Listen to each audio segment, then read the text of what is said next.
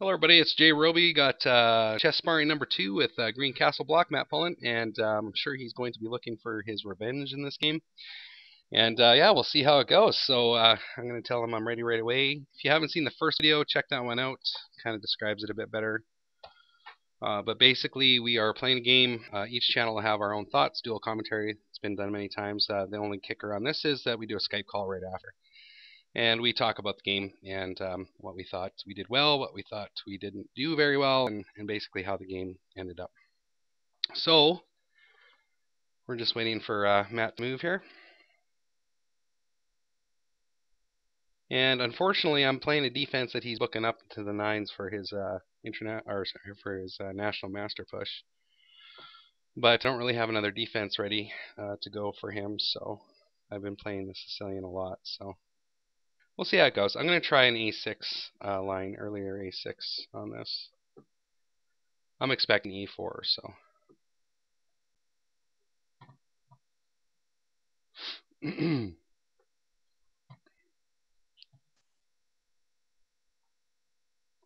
Okay, here we go. He's ready. If he doesn't open up with E4, I'm I'm going to be surprised. Okay, there it is. Okay. So let's play into his speciality here.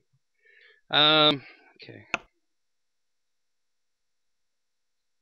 So I'm gonna play the dragon, but I'm gonna do an early A6, depending on how he plays his opening here. He'll probably play what he has the most troubles with, I guess, when he uses the Sicilian. Is what I'm thinking, and I don't really know what that is for him. So.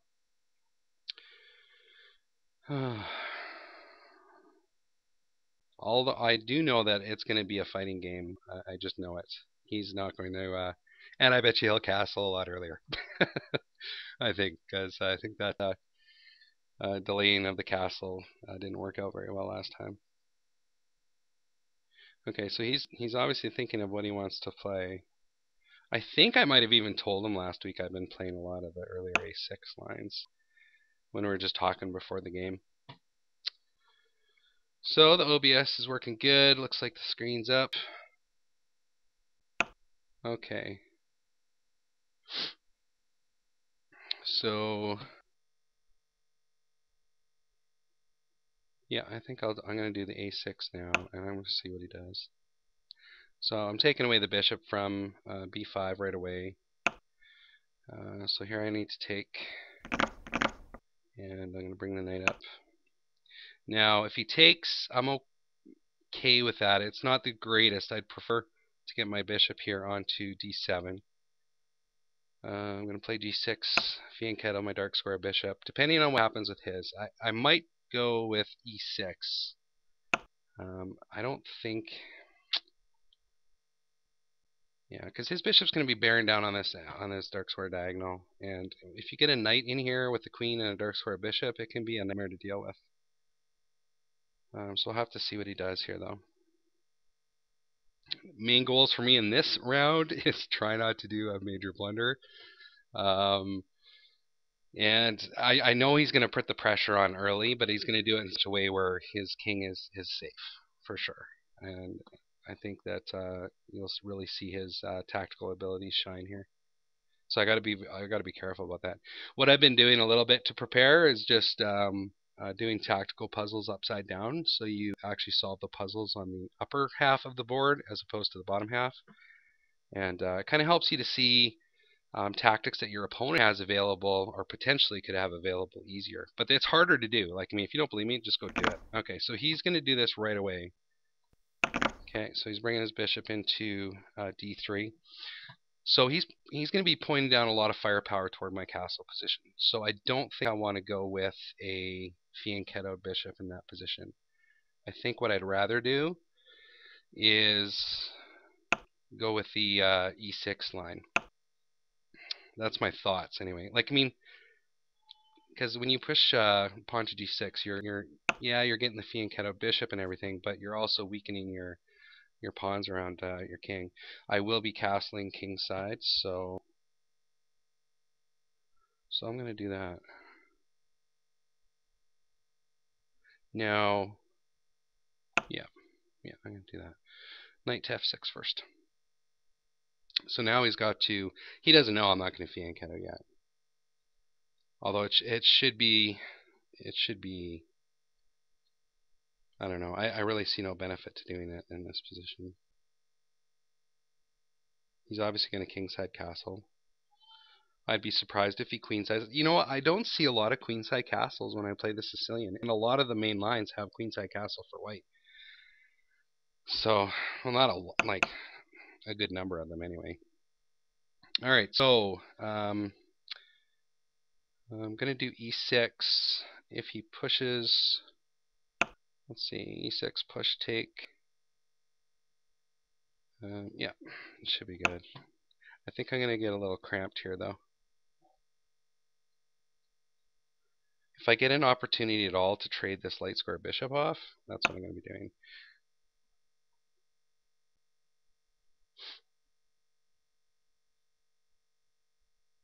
So he knows now that I'm not going to fianchetto for sure. So I'm actually kind of curious to see what his thoughts are in the opening stage here, because I'm working on my Sicilian, and you know, a lot of times I'll get, you know, the light square bishop here to d7, dark square bishop here to e7, and it's a fight to get some open access to the bishops.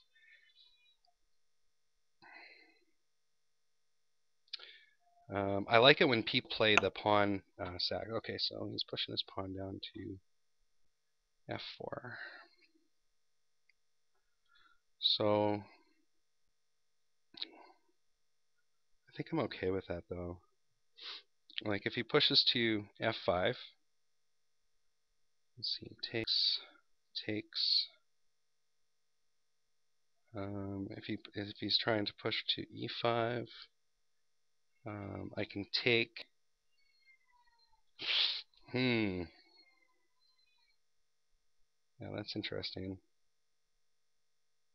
I've also got a check with the queen.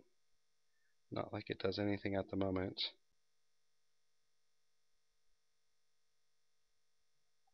Yeah, I'm going to develop.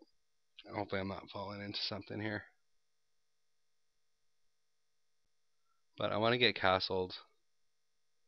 I really like his setup, though. Like, I mean, he's got a lot of firepower bearing down towards my castle position. There is absolutely no point to castle queenside here at all. So I can hold on to my bit here on to c8 for a bit, though. And, you know, worst case scenario, you know, if he pushes, you know, I always have knight to d5. So it's not the end of the world. I can take and open up the file here. I'm not seeing a tremendous benefit to doing that just yet, though. Okay, so he's taking his king off of the check here, which is a good move. Good move for that, for sure. I'm going to castle. And now I'm sure the pressure is going to start to mount up here. We'll see exactly what he's thinking of doing. If I move my knight off, which I'll probably have to, his queen's going to have access to g4. So that's something to think about.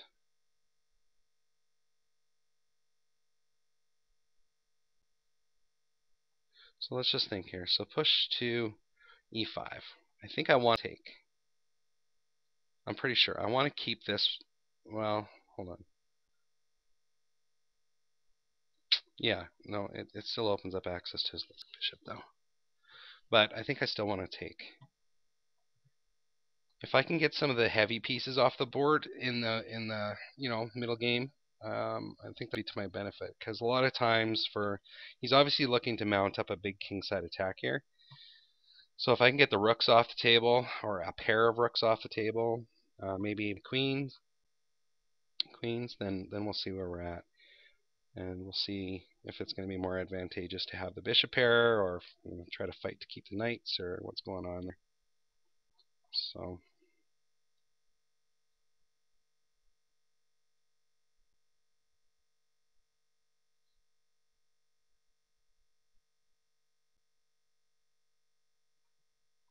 Things I don't like about my position at the moment. Space is a horrible, horrible thing right now. Okay, so he's really going for it. He is going for it. Let's see here. Can I make use of the light square bishop here? I think skirmishing in this area is going to be really dangerous. So if I develop the bishop to b7 and he pushes here, then I can always push my pawn up with check. Which I don't know if it'll do a heck of a lot, but at least it'll give me more influence along this light square diagonal.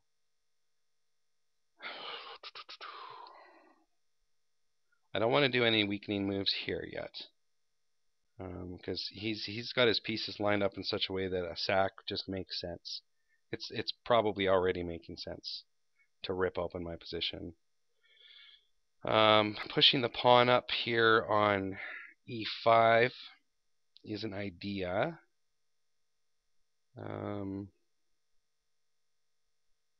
I think probably the best move he'd have there is to push the pawn down to f5.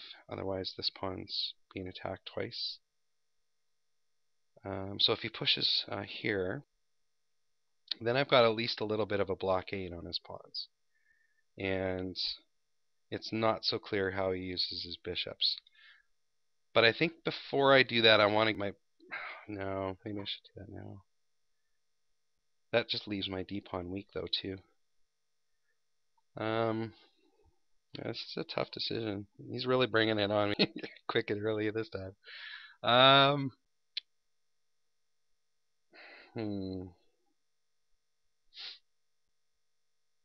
My knight does have a retreat square here still.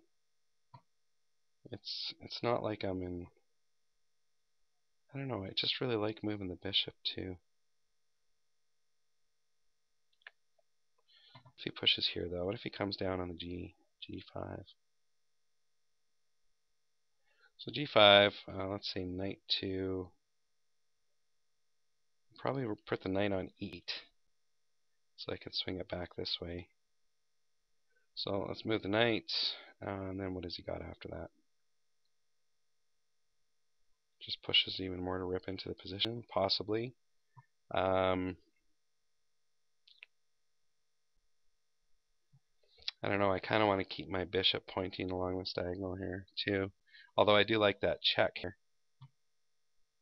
Because I've also got the queen on b6, right?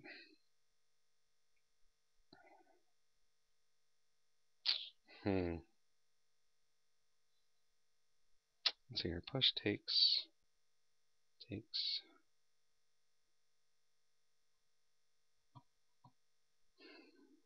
I had one more move before it was my turn to go.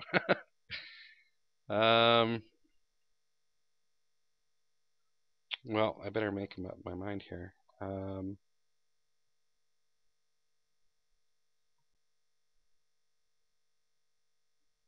You know, I wonder if I push... No, I don't want to do that. I don't want to do that. You know what? I'm going to move there.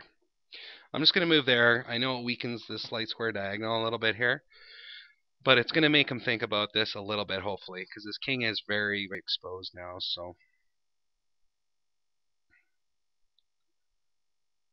So at least I'm stopping this pawn from coming down. This pawn comes down, I just retreat knight.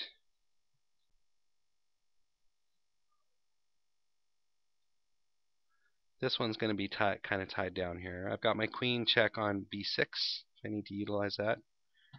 He hasn't brought his dark square bishop out yet, though, so this won't be weak or anything.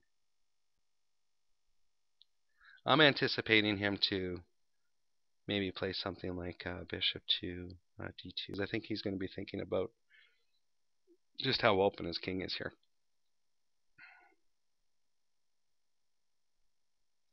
The longer I can keep his pawns blocking his heavy pieces from accessing the position, the better off I'll be. So he's definitely made a decision in this game. He's going for it, and he's relying on a strong attack here. We've got bishops bearing down at the position. Knight's ready to jump into the action. We got a heavy piece supporting on the F file that can swing over to the G quickly. We've got the queen that can come down to G4 fast. Yeah, so it's definitely mounting up here. Alright, so I'm going to come down here like I talked about.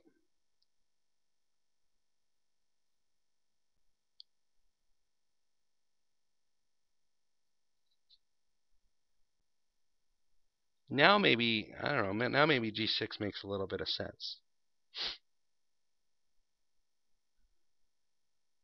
Right?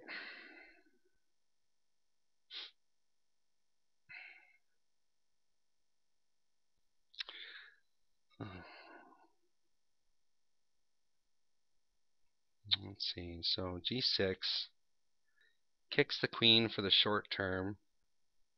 Makes me very weak on H7 though.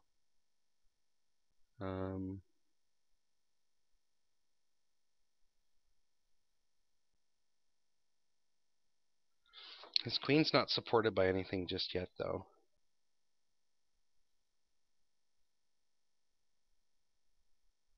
So what if I push the pawn up to F5? I think that just opens things up way too much. It's not going to take him much to get his rook behind this queen though, so I've got to calculate how to avoid getting mated here on H7. So if I push up here, the queen can just come, you know, pretty much into H6. Then what's my next move after that? Well, then I have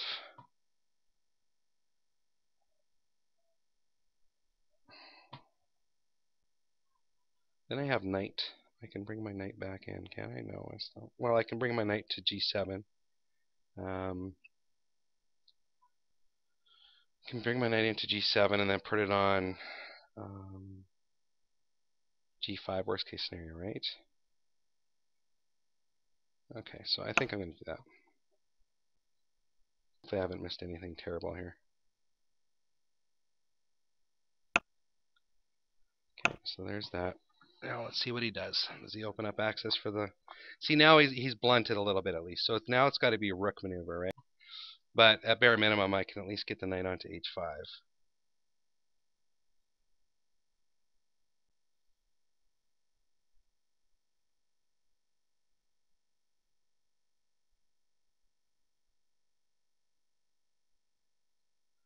Yeah.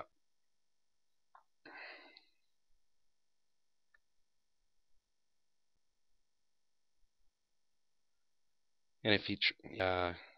still, though, he can bring that light square bishop into the position. So do I need to drop a pawn here and maybe just get my king to safety? That's another question I have.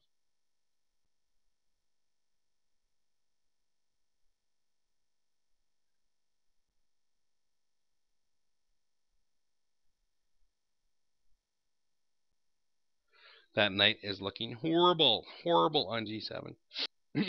Absolutely horrible.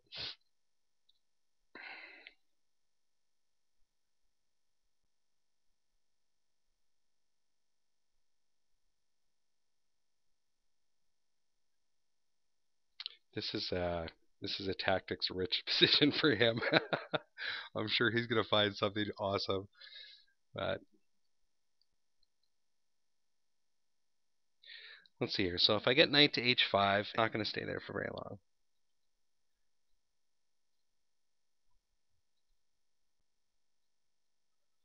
So what I'm thinking of is pawn to F6. Okay, so here comes the rook, right? So I'm going to pawn to F6. And that'll let me get my king to F7. I'm going to drop a pawn. Doesn't seem to be much that I can do about that.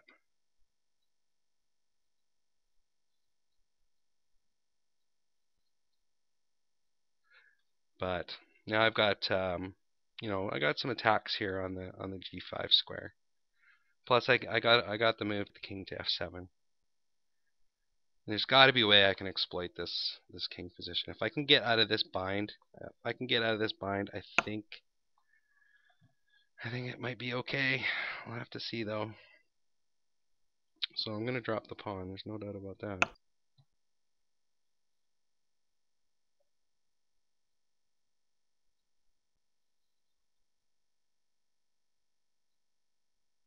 Now, if I drop the pawn, if he takes the pawn, I wonder if I have knight to h5 after I get my king out of there. I'm just thinking of maybe being able to trap his queen. I think in order to do that, I'd have to be able to play rook to h8 first, though. So if he takes here, okay. See, now I don't have to. Like he's got the pawn.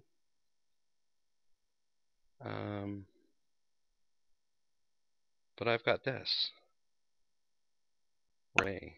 So I think he's going to have to trade in this position.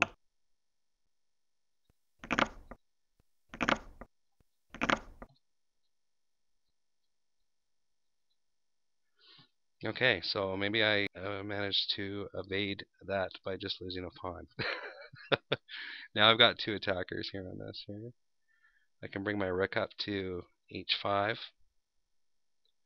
I got some ideas. And that great wall of pawn china right here, preventing this knight from doing anything.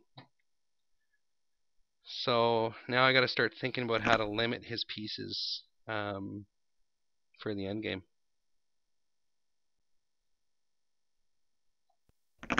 You know, like the knight here. Try to keep that knight out of the position as best as I can. It's an open board, so I think I want to maintain. Okay. I don't want these pawns to really limit the scope of my bishop here. So I think I'm going to play my bishop up here and give my bishop access to the G1 square. And okay, let's just think here for a second.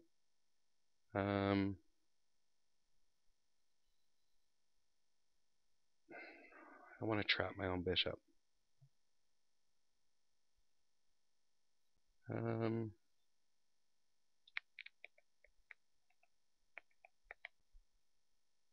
like to open up access to my, well, maybe I wouldn't trap him right away. Let's see here. Light square bishop can be attacking that pawn, right? So, but I want to get my king off of this. Let's just go here for now, I guess. Okay. So now I want to open up access to the light square bishop. Pin that pawn for the short term.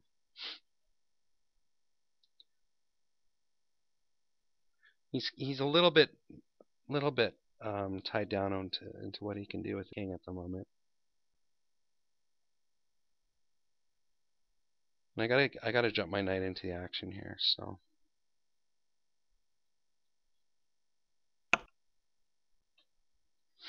Okay.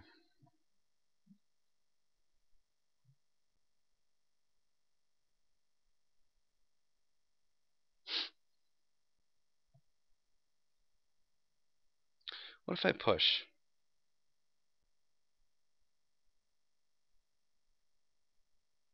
Let's see, push, pawn push. He wouldn't push the pawn there, right? No, I don't think that'd be very good, though.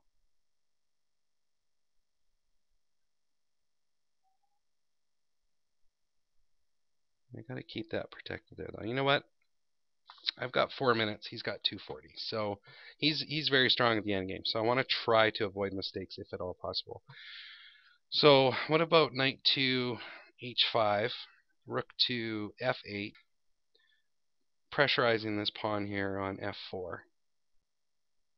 And then at least then, if I need to, yeah, I think that's worth a shot. I don't see any tactics, you know, as opposed to that. So I'm thinking, okay, so he's trying to get his knight freed up here. I don't want that to happen. I don't want to lose that dark square bishop. It's much too pretty. It's much too useful for me.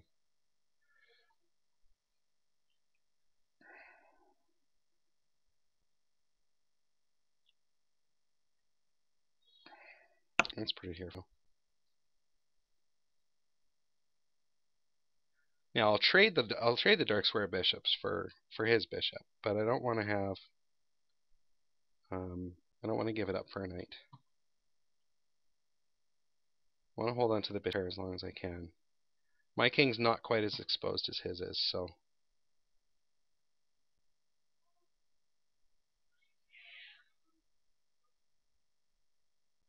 now I'm thinking of rook to f8. Okay, so he's bringing his knight in here, or potentially here. So I'm gonna put my rook onto f8.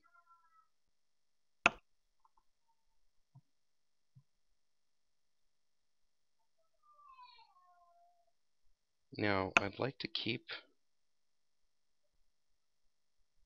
Maybe now it makes sense.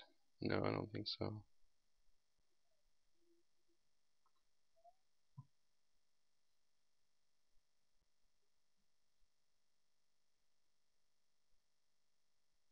Okay, I'm starting to run out of time here, so whatever I do, it's got to be quick.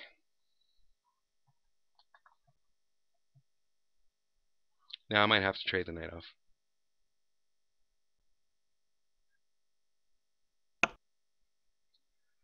Okay, so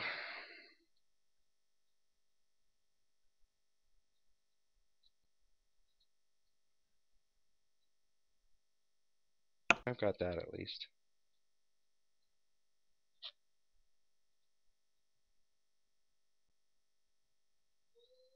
So I'm defending the rook, threatening the pawn here. If he plays knight here, I think I'm just going to have to take. And then at least dark square bishop will be blunted by his own pawn. Right? And I'm going to get some material off the board here. Okay, so now let's try to limit the mobility of his bishops as best as we can.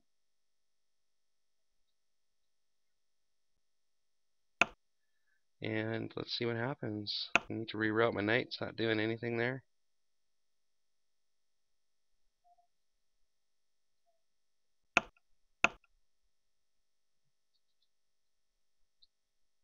To play quick. Quick, safe moves. Relatively safe moves. He can bring his dark square bishop in here, but his light square bishop has been, I think, he's really going to have to work at freeing that light square bishop up. Okay. So I'm going to bring my king over now.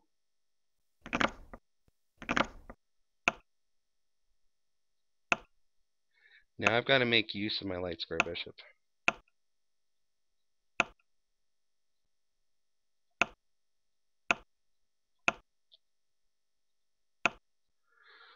Okay.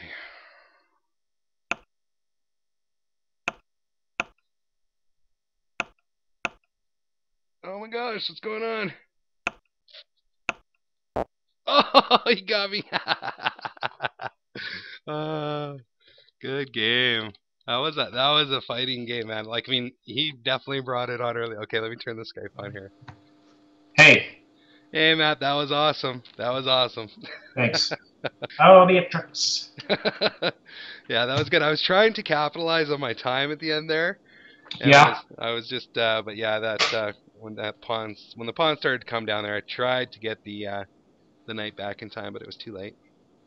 Yeah, that was very solid there. I thought that I would be able to break through in the middle game and try and get some kind of a maybe attack down the H file, but you sort of bailed out there and allowed me to win a pawn, but then it wasn't so clear. Yeah, because you always had that bishop on b7, and there are ideas for you to play, like for d5 and then c5, c4. Yeah. It becomes very troublesome for me because of my king there. So I thought that was a good. You have some people talking to you in the game window. Oh, do I? This guy is from British Columbia. Oh, nice. So I'm going to flip to move probably... Yeah, probably... let me see here. Probably move 10 when I castled. Yeah, I don't know. Your opening choice is a little... I couldn't figure out if you were going for a Najdorf or not. Like when you played... when you took out d4 and I took back with knight. Which move? On move 5. Oh, back earlier, yeah. Yeah, knight f6 is just a Najdorf. Knight c6 took me a little bit by surprise, and I figured that I can, maybe try and mark a6 as a loss of time by trading and just playing. Yeah, that makes sense. I've play. actually been playing that line there quite a bit, and I found that it's solid. Like, I mean, it doesn't allow for a lot of tactical shots, but it's definitely passive. Like, you gain a lot of space. Mm-hmm. By the time you get to move 11, you've got a tremendous amount of space on my side of the board. Yeah, I was able to play. So I played g4, and then you played bishop b7. I played g5 knight e8. So here I wasn't quite sure. I mean, you certainly have chances because of the long diagonal. You try to play for stuff like d5 and c5, c4. I was wondering if I should, feed shadow my dark square bishop here, or go ahead with the h-file plan. No, I was wondering the same thing, and then I was kind of trying to capitalize on the fact that your king was a little, quite a bit open. So yeah. I was really debating between bishop to b7 and bishop to d7. But I figured, you know what, I had the long diagonal to your king there, so I knew that the pawn on... Bishop d7 is not... I don't know, that takes away a square that your knight might need. Yeah. It really closes it down. Like, you're pretty much tied in as much as you can get. And then I thought I might be able to capitalize on queen to b6 at some point, too, so I'd have those nice two long diagonals, right? So...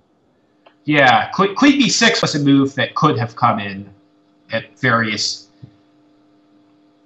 points. Yeah. I think I handled your H attack, though, pretty good. Yeah, you played g6, which I thought you would. And here I thought you were going to do something like f5 with the idea of rook f7. Yeah. And try and defend that way. You instead went for this plan where you tried to plug up the h-file with the knight. Yeah, I wanted to. Like, I thought worst case scenario, she sits on h5 there, and you'll have to reroute the light square bishop a little bit, get it out of there, and I should have time to get out of dodge before then. So here, after you played f6, this is move... All right, so 16 rook h3. I thought that you might play knight h5 here. Oh, yeah, like right away. Here, I was contemplating sacking the exchange, like rook takes h5, and then g takes, and then perhaps... Something like bishop e3 with the idea of getting the other rook to g1. Yeah, that would have opened me wide up because, like, I mean, your bishops are beautifully just carving right down towards my position. Your knight's ready to pounce in. Although I did like how my pawns, even towards the end game, I felt that they really did their job at, keeping your pieces back. Yeah, I thought you were gonna put pawns on the other color. Like you put your pawns on dark squares. I thought you were gonna put them on light squares and try and break it open more for your light square bishop. Yeah. All right, so you played king f7, and I thought that was curious, but it did make sense in the end. So I took here. Yeah. Here, I thought maybe you could play queen b6 here, with the idea of rook h8, and now it makes me give up the queen for two rooks. Yeah. But, my two rooks are very poorly coordinated, and your queen on b6 might be able to, come to f2 and do something. That's interesting. I didn't really consider that. I think I was just happy to get out of this position with a pawn loss. Yeah. But, yeah, I'm going to have to take a look at that in the end. I think if you had played queen b6 here, I would have tried f5. Yeah. Yeah, that would make sense. Yeah, this is already a very critical... position where white is going for broke, pretty much. And here, I don't know, I was somewhat happy with this, although I realized that you would have, you have a lot of long-term play here. Yeah. Because your rook on h8 and your bishop on b7 are very well coordinated. Yeah, and I wanted that pawn of yours on e4 as long as possible, so I was trying to position the play to do that, so I wouldn't have to worry too much about the light square. Let's see here. All right, so I traded on f6, and then bishop d2. Bishop d. What is bishop d4 doing? Which move are you on there? I am on move 21. 21. Yeah, I jumped ahead. Okay, what is bishop what doing? Yeah, bishop d4. What is the bishop on d4 doing here? Oh yeah. I thought maybe there was a better. Oh, so why did I move my bishop there? Yeah. Yeah. So what I was thinking was I wanted to keep the bishops pointing towards your king position, and I wanted to somehow get the rook involved, right? Mm-hmm. But it wasn't a, you just brought your rook up to f1, so I had to get the king off of that file, and you offered up the knight trade here coming up shortly there on move 25. Yeah. For the dark square bishop, so I pulled it back, and yeah, it wasn't the greatest play with that bishop. Sure. What do you think would have been better around 21? Yeah. Instead of bishop to d4. Like I guess c5. C5 sort of suggests itself. Yeah, because you are threatening maybe to play c4, because if I take it with bishop, you can take on c3 and then take on e4. Oh yeah, okay. Yeah. So c5, I think I have to play b3, and that's very similar to the game, but you don't lose a bunch of time with your dark square bishop. Yeah. So what if c5, b3, d5? What happens there? Yeah, that'd be interesting. Because if I play e5, then it sort of gives your knight the f5 square. Yeah. I don't know. That would seems more forceful and purposeful than. Yeah, and then I could probably reconnect that pawn maybe in the future, like the g6 pawn, if you ever take the knight if it's perched on. Yeah, I probably have to take the knight, because otherwise,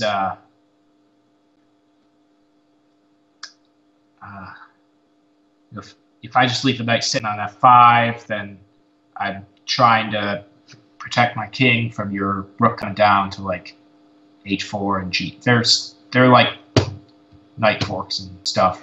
Yeah. All right. So what happened here? So my idea when I played the knight to e2 was to bring it back to. Well, I guess you saw in the game I played the knight back to g1 and f3. I was also considering playing the knight to d1, and then played c3 to kick your bishop. But I think what happened in the game was better. And then I tried not to trade it right away. And then here I got some wasted moves. Like I think that now. Yeah. Well, it's. I think all this stuff was like under 2 minutes, so it's hard to critique these moves too much. Yeah. But I think the Rukov there was good. Like my position, it's still solid. I think. I'll have you played e5.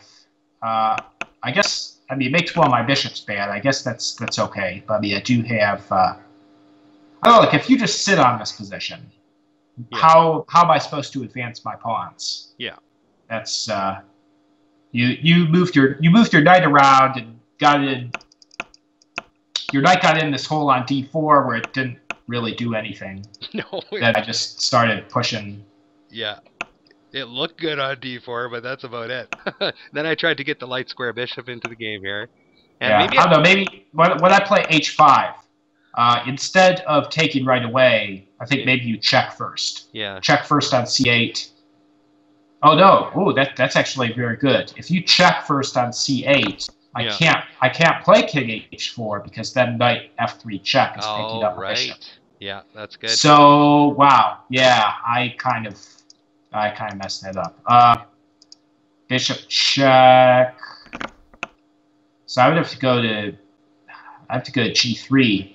And then you could just take on h5, and I think it's white who has some troubles there. Yeah. So yeah, wow, that was that could have been bad. But yeah, this, and then it's just a matter of me getting my light square bishop somehow into the position. Yeah. So yeah, that was a good game. You put some very solid chess there. Ooh. Yeah, that was good, man, and that was a beautiful mate at the end for sure. And at the end of the game, we were down to how much time? Does it say on ChessCube? I had 47 seconds, and you had like a minute 32. Well, that's still a lot of time. I was probably maybe moving a little too fast, but no, that was good. All right, so I guess I played a lot of chess today, so. Yeah, you won a bunch of over-the-board games. He was in a tournament today, right? I played 86 move game. And you won them all. Yeah, I did. Which is good. So, all right, Matt, that sounds like that's about the end of the video. Guys, make sure to thumbs up, comment if you want to see more of these. And so now we're one apiece. Yep. And the next one will be the tiebreaker. Yep, these are pretty good games. So what's going to happen in the third game? I don't know. You decide. Wait, no, you don't decide. That's our job. Yeah. All right, take care, Matt. Yep. And I hope there's I'm using earbuds on my PC, which feels really weird. It feels like I'm swimming or something. Yeah, and it should take care of the echo problems. Yep, so you should have better sound when we do these videos in the future. All right, All right, have a good one, YouTube.